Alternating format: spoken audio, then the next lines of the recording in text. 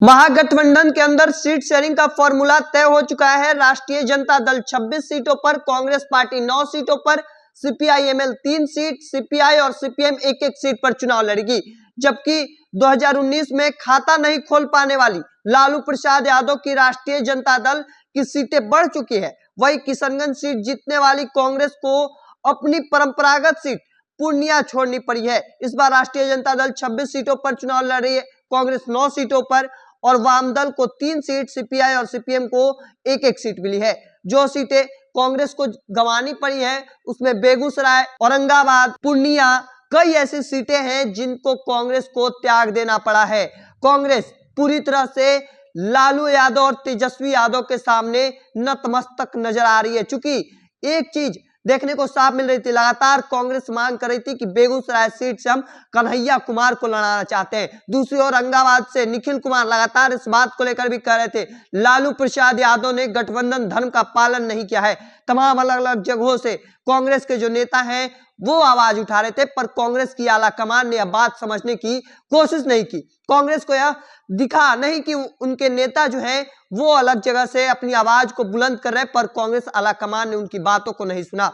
और अब जो 9 सीटें कांग्रेस को मिली हैं उनमें कटिहार, किशनगंज, पटना साहिब, सासाराम, भागलपुर, बेतिया, मुजफ्फरपुर, महाराजगंज की सीटें शामिल की गई है। और ऐसे में अब देखना होगा कि जो सीटें मिली हैं महाराजगंज से आखिर किसको उम्मीदवार बनाया जाता है। चर्चा इस बात को लेकर भी है कि एक सीट जो दी गई है उसमें राजद अपना उम्मीदवार खुद दे सकती है।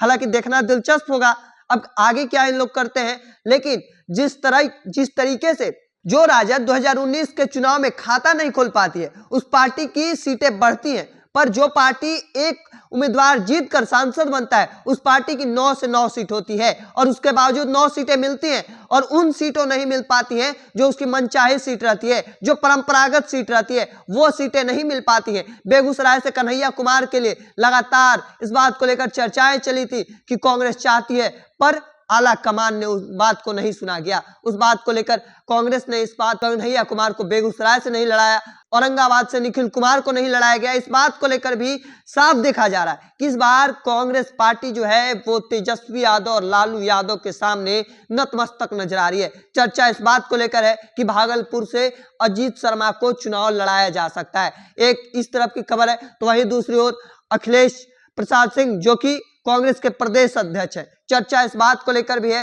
कि आकाश सिंह उनके पुत्र चुनाव लड़ सकते हैं। लेकिन दूसरी ओर निखिल कुमार जो कांग्रेस के नेता रहे हैं उन्हें टिकट लगभग नहीं मिला, टिकट नहीं मिला कांग्रेस से, चूंकि औरंगाबाद सीट राजद के खाते में चली गई है। और अब दूसरी ओर कन्हैया कुमार जो पिछली बार करीब करीब चुनाव में नजदीक मतों से हार का सामना करना पड़ा था, उन्हें भी बेगूसराय से टिकट नहीं दिया गया और न ही कांग्रेस ने चुनाव लड़ाया। अब देखना होगा आगे क्या कुछ होता है। हालांकि इस बार के चुनाव में ये चीजें देखने को मिली है कि जो पार्टी एक भी पिछले चुनाव में अपने खाता नहीं खोल पाई थी उस पार्टी की सीटें बढ़ गई हैं, टिकटें बढ़ गई, लेकिन जो पार्टी चुनाव जीत कर आई थी उतनी ही सीटों पर लड़ रही है, 9 सीटों पर उनके मनचाही सीट नहीं मिल पाई है। देखना होगा आगे क्या कुछ बदलाव फेरबदल देखने को मिलते हैं। तमाम ऐसे अपडेट के लिए देखते रहिए द इंडिया टॉप। धन्यवाद।